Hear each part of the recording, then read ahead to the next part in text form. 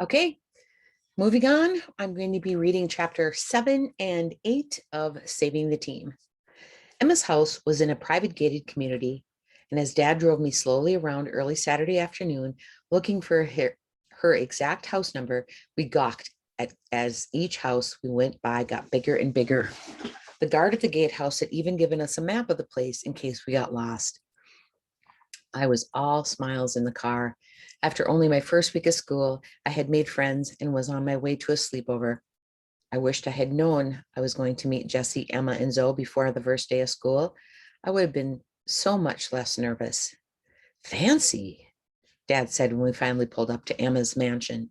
Palm trees lined the big circular driveway, and a fountain splashed loudly in the middle. I couldn't even tell exactly how many stories the house was or how wide around it went as the building extended out of view. Emma lived in an absolute castle. After my dad parked and we got out of the car, I grabbed my heavy sleepover bag and we walked up to ring the doorbell. We waited as the oversized wooden door. We As we waited at the oversized wooden door, Dad joked, "Don't touch anything." A moment later, the door swung open and Mrs. Kim's round of friendly face greeted us. She had she had on a flowery apron and her graying hair was short and curled. "Devin, we're so happy you could make it," she said. "Thank you for inviting her. And if she causes you any trouble, just toss her into the fountain," Dad said with a laugh. "Bye, Dad." I gave him a quick hug and ushered him away. Once I was inside, Emma appeared. "Thanks for coming," she said. "Zoe and Jesse are here already. They're out back. Take your shoes off and come on in." Emma led me from the foyer into a gigantic kitchen where the group of ladies were preparing the food. "These are my mom's friends and some of my aunts," Emma said, introducing me around. Then we picked our way through another room filled with people, this time a living room outfitted with a huge flat screen television. "Move, move," they screamed at us. Emma attempted to duck and ended up tripping over someone's sneakers. She landed on her rear end on the floor, laughing as the room broke into applause. I helped her up, and she took a bow as everyone laughed. Emma giggled before explaining, "My brothers and all our cousins all come here on the weekends. My family is obsessed with sports, especially soccer. We watch everything." Just then, someone on the TV scored, and the room exploded in cheers. "Korea! Korea!" they chanted as we were caught in a celebratory tornado. It was high fives and fist bumps all around. I totally understand now where Emma got all her enthusiasm from. It was obviously built into her DNA. We managed to make our way through the noisy television room. Emma slid open a glass door leading outside. "You brought your swimsuit, right?" Emma asked, taking us into her backyard. I couldn't even answer because the sight of the pool made me speechless. It was humongous and edged in dark stones instead of the usual concrete curbing. Over at the far end of the pool, a water slide curled upwards all the way toward the roof of the house. Once, when our family went on vacation, the resort we stayed at had a pool like that. To live here would be like being on vacation all the time. But I couldn't help wondering whether it was safe to have a giant slide in your backyard when your daughter was as clumsy as Emma. Zoe was next to the pool, lounging like a mini model. Her strawberry blonde hair had been cut into a super stylish pixie cut, the bangs long and swept across the front from left to right. She was flipping through a magazine and wearing sunglasses that were half the size of her face, even though she was in the shade. My power of speech returned to me. "When did you do that to your hair?" I exclaimed, making my way over to get a closer look. "It looks incredible." "Thanks. My mom took me this morning," she said. "I'm still getting used to it." It must have taken Zoe a lot of inner confidence to pull off some of her looks, how she which was surprising how shy she was. "Where's Jessie?" Emma asked. From above us, we heard Jessie's kamikaze yell as she barreled down the slide and flew off the edge, cannonballing into the water. She landed with a huge splash. She climbed out of the water and gave me a big, wet hug. Hey, I exclaimed, laughing as I looked down at my now wet clothes. I don't even have to bother changing into my suit now. But I did change in a fancy cabana next to the pool. After I had my suit on, I raced over to the pool and jumped in. Zoe had gotten off her lounge chair and was floating around in a raft, obviously trying to keep her new hairdo dry. Emma was floating on her back next to her. You've got to try the slide, Jessie said, and we both raced up the stairs. As we stood at the top, I felt my tummy started to churn. It was really high. Come on, Jessie yelled, and she slid down again, screaming the entire way. I heard a loud splash as she hit the water. Here goes nothing, I thought, as I sat down at the top of the slide. I pushed off and my body went whoosh. I careened into the water next to Jessie. Isn't that awesome? She asked, her brown eyes shining. Yes, but I think my stomach is still up there. I pointed to the top of the slide. Wow, Emma has a really cool house. It's the best. We have lots of sleepovers here, Jessie said. I hope I'll be able to come to more. Why? I asked as I saw the smile fade from her face. My parents almost didn't let me come today, Jessie explained. They're worried about my schoolwork. If I don't get my grades up, this might be my last sleepover party for a while. If you ever need any help, just ask me, I said. My friend Kara and I used to study together all the time. Jessie smiled. Thanks. Then Mrs. Kim called us in for some food. There was a long table filled with ribs, potato salad, and cold noodles. There was also delicious looking cupcakes. Let's take our plates to the game room. They'll be screaming over that soccer game for hours, Emma said, leading us to another part of the house. When she slid open the door, I could see that behind it was yet another gigantic television, plus a pool table, a foosball table, and a wall of DVDs and board games. We settled into the big comfy couches, eating Mrs. Kim's delicious Korean food. Ugh, food coma, Zoe said as she finished up her plate. That always happens when we come here, Jessie said happily. Mrs. Kim always has the best snacks. I made a mental note to myself to make sure my mom had something other than kale chips and green smoothies if my friends ever came over to my house for a sleepover. We all sat comfortably together for a while before the conversation turned to the team. So what do you guys think of Coach Flores? I asked, curious. I've never had a coach like her before. She's so nice, Emma said, but sometimes I think she treats us like we're a bunch of babies. Did you see my loud family? I can handle a little healthy competition. The team is so disorganized, Jessie complained. It's like a free-for-all whenever we hit the field. Zoe frowned. I wished I was more of a help on the team. Emma laughed. You can't help it, she said to Zoe. Then Emma turned to us and said, you should have seen her last year before our group presentation for Spanish class. She threw up in the girls' bathroom. Hey, Zoe said with a laugh, that's not funny. Okay, maybe it was a little. Did that really happen? I asked, astonished. Yeah, she said. People watching me does that to me sometimes when there's a lot of pressure. Stage fright, I guess, she shrugged. I felt bad for Zoe. I couldn't imagine getting that nervous about playing. The soccer field had always been where I felt the most confident. Plus, Zoe had a real talent when she felt like no one was watching her. It seemed like a shame, really. All you need to do is stop worrying, Emma said encouragingly. Then you'll be great. Zoe let out a big sigh. Maybe. We've got lots of problems as a team, not just Zoe's nerves, I said sadly. There's no structure. It's all chaos when we hit the field. I know I'm co-captain, but it's really up to Coach Flores to step in and whip us into shape. Jessie got a mischievous grin on her face. How about you and your fellow co-captain have a talk with her? Oh, I shuddered at the thought of doing anything with Maribel. I'm still surprised the 8th graders voted her as captain, I said. I think it's a combination of respect and fear, Zoe said. She is an awesome player. But not all of them seemed happy about it, Jessie reminded her. You know what I was wondering about, I said? We've got a game coming up with Pinewood. Didn't you say that Maribel is friends with some of the girls on that team? Jessie nodded. Yep, they are her BFFs. Do you think she would try to sabotage us so Pinewood would win? I wondered.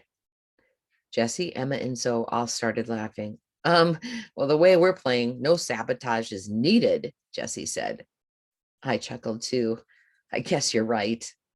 And Pinewood is the best team around, Emma added. They don't need much help. Jessie rolled her eyes. Knowing Maribel, she wants to show off in front of her friends. She'd be like so embarrassed if our team was a total disaster. The team's troubles seemed like too much. I was tired of thinking about it. I eyed the foosball table. Want to play some foosball to work off some of that food? I'll play with Devin. Jessie, you and Zoe can pair up. Emma chimed in. It turned out Emma was a foosball queen. She defended our goal like it was nobody's business. When we were winning 10-0, Jessie and Zoe finally forfeited. We give up, said Zoe. Have mercy. We were doubled over laughing when Mrs. Kim came downstairs. You girls hungry for s'mores? She asked. We all looked around at one another questioningly, smiles slowly dawning on our faces. Could we actually manage to stuff down more delicious food? Of course we could. You bet, Emma called out to her mom. Emma took us out by the pool again, where her mom had set up a small fire in their wrought iron fire pit for us to make s'mores. The sky was clear and there were stars everywhere. Do you know about the dance next Friday night? Should we all meet here? We can get dressed together, Emma suggested, and one of my brothers can drive us. There's a dance? Zoe asked. Yep, said Jessie. The theme is Neon Nights. Sounds pretty cool, right? She got a dreamy look in her eyes. I wonder if Cody will be there. I was kind of wondering if Stephen would be there too, but I didn't say anything out loud. Instead, I looked up at the sky. Oh, look, a shooting star, I pointed. Make a wish, Emma cried out. We all squeezed our eyes shut, wishing with all our might. I wished that the Kicks would start playing better. I had a feeling I wasn't the only one who made that wish. We all wanted the team to be good. With everything such a mess, wishing seemed like the only thing we could do now. When it was almost 11 and time to go to sleep, Mrs. Kim brought out some hot chocolate, 4 sleeping bags, and some pillows. We fell asleep with the whole galaxy above us and Jessie's soft snoring as a soundtrack. Chapter 8. Wishing didn't work. Things weren't getting any better for the Kangaroos. In the locker room, before our home game against the Newton Tigers that very next Monday, Maribel gave her version of a pep talk. You guys stink, she yelled. Get it together this game. You guys want to win? You guys want to win. Got it? She said threateningly. Some captain. What was she going to do? Beat us all up if we lost? Jessie slammed her locker shut loudly and shot Maribel a glance that could have melted an ice cube. Maribel took the hint and shut up before stalking out of the locker room. The trouble we were having off the field spilled onto it. There was no sense of teamwork. At the game, only 7th graders participated in the sock swap, while Maribel glowed in anger. Coach Ford started all the 8th graders again, filling in with the 7th graders as needed. Once again, the strategy didn't work. Zoe still hadn't gotten over her soccer stage fright, and Frida hardly paid any attention to the game at all. As a Tiger came in with a low, fast kick to the side of the goal, Frida stood to the side, her eyes closed while her lips were moving. What was she doing? Not watching the game, obviously. The ball flew in without our goalie even noticing. Maribel's screams could be heard across the entire field. Frida, pay attention, she hollered, her face turning red with anger. Emma had a good run going with the ball, but once again tripped and went splat onto the field, leaving the ball wide open for an interception. Grace and Ajali, 2 of the 8th graders, played a great game. Grace's quiet intensity was an asset on the field. For 7th grade, Jessie, Brianna, Sarah, and Anna were good, solid players, and I tried my best. But we just weren't connecting. Once again, we couldn't overcome the chaos. The game was a total disaster. The Kentfield Kangaroos were now 0-2 to start the season. What were you doing out there? Maribel asked Frida after the game, exasperated. I was practicing my Academy Award acceptance speech, Frida said defiantly. She wasn't afraid of Maribel. It seemed like a better way to spend my time. Mirabelle rolled her eyes. Useless, she muttered under her breath. There was nothing she could do. We were stuck with Frida as a goalie. Nobody wanted the job, and since Frida didn't even want to play, she didn't care what position she was in. Mirabelle turned her intense gaze on me. Devin, we captains need to talk. She stalked off to the side of the field, not knowing what else to do. I followed her. We can't afford to keep losing, Mirabelle told me. We're not going to make the end of the season tournament like this, she continued. I want us to put on a good showing, especially for the Pinewood game. I heard you had some friends on the Pinewood team, I said innocently. Mirabelle stared at me. Jessie tell you that? I nodded. Oops. I hope I hadn't stirred something up. She glared at me. Don't listen to everything Jessie says, but it is true. I do have some friends at Pinewood, and I have to make a good impression at that game. Devin, you want to win too, right? Mirabelle stared at me intensely.